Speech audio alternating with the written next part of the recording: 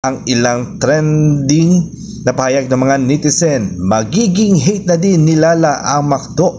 Sana init at trending na balitang showbiz. Lala at MTRCB papatawag ang McDonald's Philippines at Vice Ganda. Panoodin natin ang clip ng TBC ng McDonald's. Dahil sa umano'y pagkain ng Chicken McDo gamit ang bibig na tila may hawig sa pagkain ng icing ng It's Showtime host Vice Ganda. Ayun. Tingnan natin ang ilang trending na pahayag ng mga netizen. Magiging hate na din ni Lala ang McDo. Sana kasama din si Ayon sa commercial na yan para mag-alboroto na naman si Lala. What the fuck? Ang lalamon Lala natural lang namang ipakita ni Meme Vice na siya ay nasasarapan sa Chicken McDo. Yun na ang goal na ipakita sa viewers na masarap ang product ng McDo.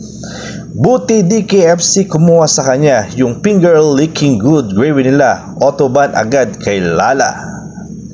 Another netizen, sana may ice cream company na kumuha kay Vice at Ayon para sa commercial.